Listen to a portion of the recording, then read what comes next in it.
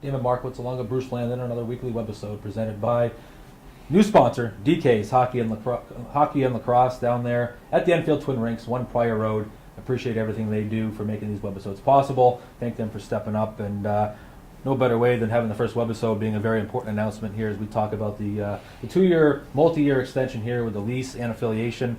I want to stay on the hockey side here a little bit because, as you mentioned, Rick, before we went into a quick break there, that a lot of hockey left. But it's also important to go through the injuries a little bit. And now, not making excuses, but it's a reality. When you come into the season and you look at the free agents that were signed by the Blue Jackets and how many of those guys are hurt right now. Well, you look at Druzanovic, number one. Through 17 games this year, he was our leading scorer. He was our MVP, as far as I was concerned, through the first 17 games of the season. And we lost him to a concussion, and as we talked today, he's still out. The concussions put people on the sidelines for a long time now. And Cody Bass, just a warrior, a guy that was signed in the off season to give us some grit, give us some leadership, give us some hockey sense.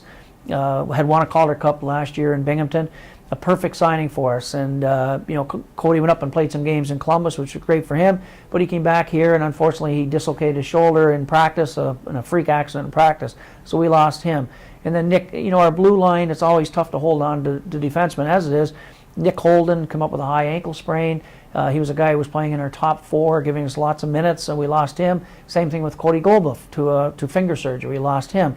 And then, of course, through this, there's also going to be call-ups you have to deal with as well. Columbus, though, is not an organization that carry a lot of extra guys. And case in point, they're on the West Coast right now. They only have one extra player. And when I talk to my peers around the American Hockey League, that just doesn't happen very often. So Columbus has been good in making sure they're not just sitting a lot of extra guys in the press box. So, with all the injuries we've had, and then Adam Mayer came in, again, an NHL player, veteran, great experience, great leadership, and he came down with what appears to be some very bad foot infection that has sidelined him for a long period of time now. So you start taking some of the grit and leadership out of the locker room and in the loss of some of the guys, and then some of the skill in the loss of some of the guys. It's tough to overcome. You can reach into the East Coast League, and as a lot of teams are doing, and trying to sign a player here and there, and hopefully one comes in and gives you a little spark. But you can't find guys to replace the types of players that we've lost.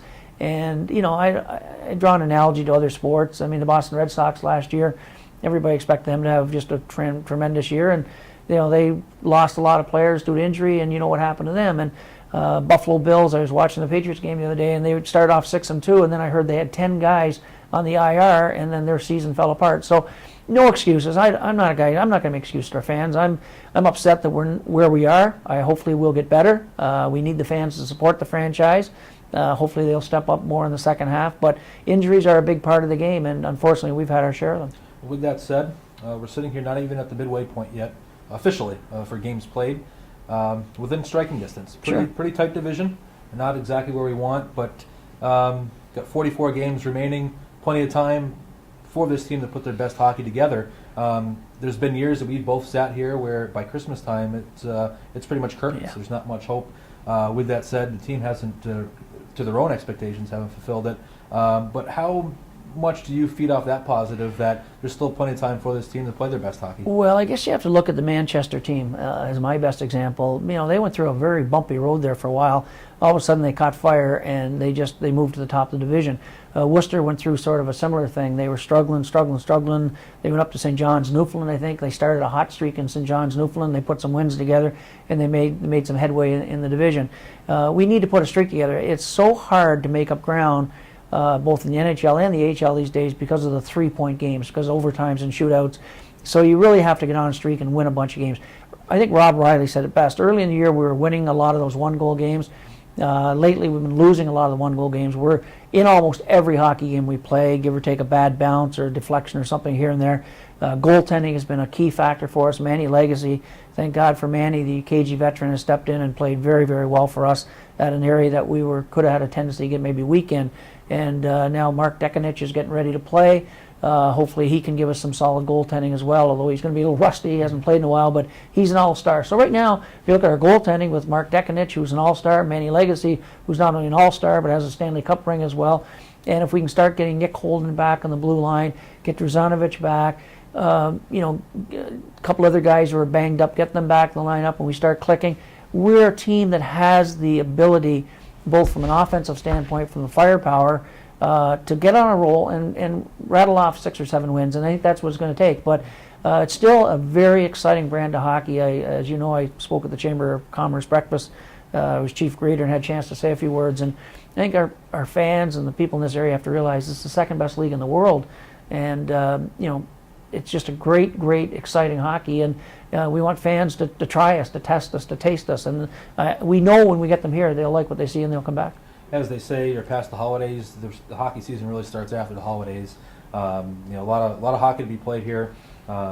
Team getting healthy. There's plenty of opportunity there for us to make up ground, and I think that's the feel around the room. And we're going to need to carry that as we get into the January, February, March run. There's nothing better than being in the hunt, getting down the stretch, and talking playoffs. And that's something that hopefully over the next few months that we'll continue on and talking about as we come to another weekly webisode here. Damon Markowitz along with Bruce Landon coming to you from Bruce's office here inside the Mass Mutual Center. New presenting sponsor, DK's Hockey and Lacrosse, 1 Prior Road down there at the Enfield Twin Rinks. Appreciate all they do making these webisodes possible. And the last topic I want to get into, Bruce, is really the announcements made. We're here. We know who our affiliate is. What's next? Well, business stuff. Yeah, the next thing, Damon, and I've said this probably for the last few years, and I have to say it again, is that we have to build our season ticket base. We did a pretty good job this off season. I say fair job in that we raised our revenue on our season tickets. Unfortunately, we had, due to the economy and some other reasons, we didn't hit the renewal rate that we need to hit. So we did show some growth in that area, in that line item in our budget. There was some growth in our season ticket revenue. But the difference, and I've said this all along, the difference for this franchise being really a successful franchise and one that we know is going to be around forever and ever is no more than 300 or 400 new season tickets and maintaining the base we have. So the fact that we've announced a multi-year deal, I think gives us a chance to put a little more of a strategic plan together. We're going to get aggressive here. We're going to start probably around the middle of January with a season ticket renewal plan, going after new businesses. We have to work on building our base. If we can build our base, then you go into some of these games with a higher base. And then with the group sales or promotion or the walk-up builds up, now all of a sudden we're averaging closer around that 4,000 mark that we need to get to. Right now we're really too low. We're second lowest in the league. You can blame that on the team, blame it on the economy, blame it on what you want. The bottom line is, though, it has to improve, and that's our goal. That's my goal, to improve that. And it's going to be baby steps. It's not going to happen overnight. And with a little help on the ice and good hard work by our staff and a buy-in by the community of how important this franchise is, and the fact that Charlie Pompey has stepped up and committed to keep the franchise, we can't do much more than that. And now it's up to the fans to respond. And again, on that, we need to give them the product, and that's our intention to do that, and just continue to build on our base, our corporate partners, and make this business work. With that said, a couple fun items coming up here in January. January 15th, our annual team poster giveaway, Sunday afternoon with the full team autograph session. After that game, always a fun event, give the fans plenty of opportunity to get out there, get autographs from the players. They come up, sign up after the game. We just had our team poster done yesterday or a couple days ago. It looks good. It's all ready to go. Probably our biggest team poster in a while as far as numbers go with players. Almost 30 players on there, but tough squeezing them in, but that's all set. But the other item I want to talk about, the other event, I should say, this month is the Don Orsillo Bobblehead Night. We announced that. It's part of Red Sox Night. That's coming up January 21st, a Saturday night against the Albany Devils. Always gearing towards a sellout, but I know you had a hand in getting Don Orsillo, who's going to be here that night. Obviously, there's some ties to the franchise. He was the radio broadcaster the first 2 years. Just those 2 nights in general, just a couple of good examples of what's going on. Well, we're always looking at different promotions. We're constantly looking at what other teams are doing, and some promotions work in some markets and some don't work in other markets. We think Don Orsillo Bobblehead Doll Night's going to be a huge success. Donnie was fantastic. As you know, he was our first broadcaster, and when we sat around the room trying to say who was going to be our bobblehead, somebody on the staff mentioned, how about Don Orsillo? He's an icon, as we all know now, in the New England market for his work in baseball. He was our first broadcaster. He's a wonderful guy. And when we reached out to Don to get permission, he said, absolutely, just get permission from Nesson. They gave us permission. And then I think the gravy on top of this was when Donnie said if his schedule clears up, he'd like to come. And when we contacted him, he said, absolutely, I'll be there. Looking forward to it. So it's sort of a win-win. We get Don Ursillo to come back here to Springfield. We get the bobblehead doll. A lot of other things going on with Wally, the Green Monster, and that's always a big night anyway. So we're really looking at a good crowd on that night. People should get their tickets early, certainly for that one. But we're looking at other things. We're looking at perhaps another celebrity appearance coming up in the second half that we're working on. We had great success when we brought in Sean Thornton. He did a wonderful job.